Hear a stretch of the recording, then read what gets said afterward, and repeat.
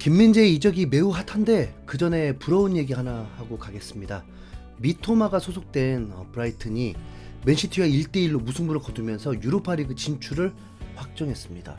지난 시즌 9위였던 브라이튼은 이번 시즌 6위를 확정하면서 구단 역사상 첫 유럽 대항전에 진출하는 새로운 역사를 썼습니다. 브라이튼은 1979년에 잠깐 1부 리그에서 4년 동안 버텼었고 이후에 34년이 지난 뒤에야 다시 1부 리그에 올라왔습니다. 그리고 지난 2017년부터 4년 연속 강등권 싸움을 하다가 지난 시즌에 처음으로 중위권인 9위 그리고 올해에는 드디어 6위로 감격적인 유로파 진출을 한 겁니다. 유로파는커녕 현재 8위로 컨퍼런스 리그도 자력 진출이 불가능한 토트넘 입장에서는 굴욕이죠. 브라이튼이 마지막 아스톤 빌라전을 무조건 이겨주기를 바랄 뿐입니다.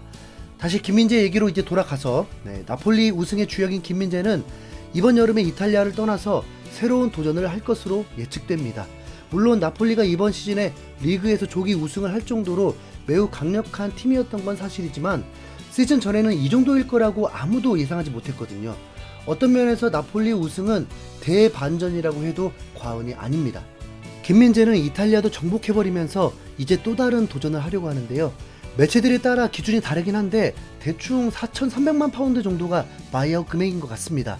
만다이크가 리버풀로 이적할 때 7,500만 파운드의 이적료가 발생했고 이후 유벤투스 이적설이 돌 때는 그 2배인 1억 5천만 파운드였으니까 현재 김민재의 바이아웃 금액은 초 바겐세일 그 자체죠. 그러다 보니 김민재의 인기가 하늘을 찌르고 있는 건 당연합니다. 가장 많이 언급되고 있는 팀은 프리미어리그의 맨유지만 맨유 이외에도 맨시티, 뉴캐슬, 리버풀 영입하려는 팀은 많습니다.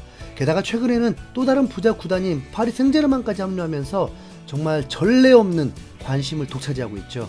이탈리아의 아레나 나폴리에서는 독일의 맹주인 바이에른 뮌헨조차 김민재의 프로필을 평가 중이라고 하니까 스페인 라리가를 제외한 나머지 4대 리그가 모두 김민재를 원하고 있다는 소리입니다.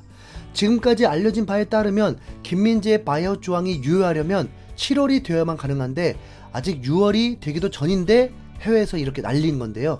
솔직히 말하면 이런 상황은 김민재에게 매우 유리합니다. 어차피 이적료는 다 바이아웃 정도로 차별화가 되지 않기 때문에 결국 김민재와의 개인 협상이 가장 중요한 요소일 수밖에 없거든요.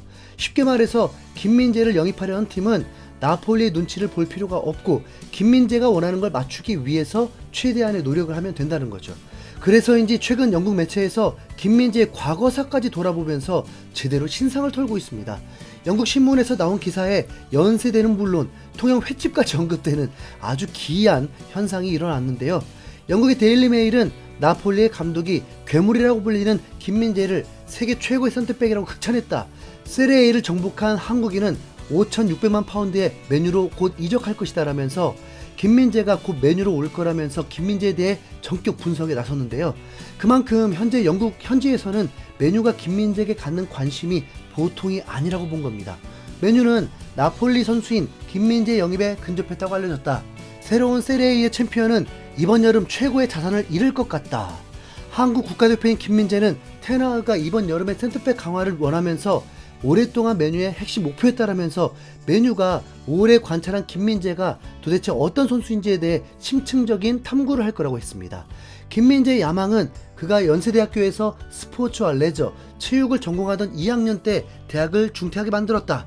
작년에 그는 가디언과의 인터뷰를 통해 부모님이 그들의 고향인 통영에서 횟집을 운영하는 것을 경제적으로 돕기 위해 이런 결정을 내렸다고 밝혔다라면서 김민재가 연세대를 중퇴한 사실과 부모님이 통영에서 횟집을 한다는 것까지 생각보다 더 자세한 조사를 했습니다. 아니 센터백을 영입하려고 하는데 실력이나 성격을 알아보는 게 아니라 무슨 대학 생활과 부모님 직업 등 사생활까지 이렇게 파고드는지 얼핏 이해가 잘 안 가긴 합니다. 그러나 앞서 언급했던 것처럼 김민재를 영입할 때 이런 내용을 알아야 세부 사항에서 우위를 점할 수 있으니 이렇게 자세하게 김민재를 파고들어야 영입전에서 이길 거라고 보는 겁니다.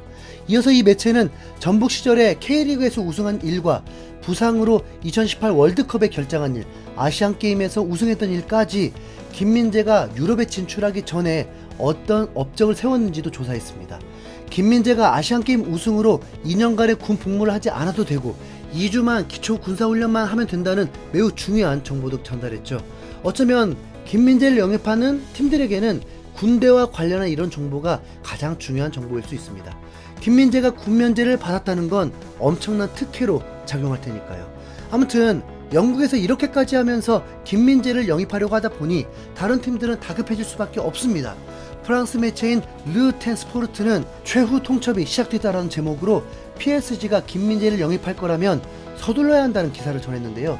PSG는 밀란 스크리니아르 외에 새로운 센터백을 찾고 있으며 김민재 영입을 고려하고 있다라면서 스크리니아르 협상 때문에 김민재 영입이 늦어진 것에 대해 서둘러야 한다고 말했습니다. 파리는 자금력으로 유명한 만큼 바이아웃 금액은 전혀 문제가 안 될 거고요. 그러나 과연 김민재가 나폴리에서 오히려 리그 수준이 살짝 아래인 프랑스로 갈 이유가 있을까요? 부자 구단인 만큼 주급의 규모가 거부할 수 없을 정도로 크다면 한번 고려해 볼 수 있겠지만 리그의 수준이나 시장의 규모로 볼 때 아무래도 프리미어리그로 가는 게 가장 유력하지 않나 싶습니다.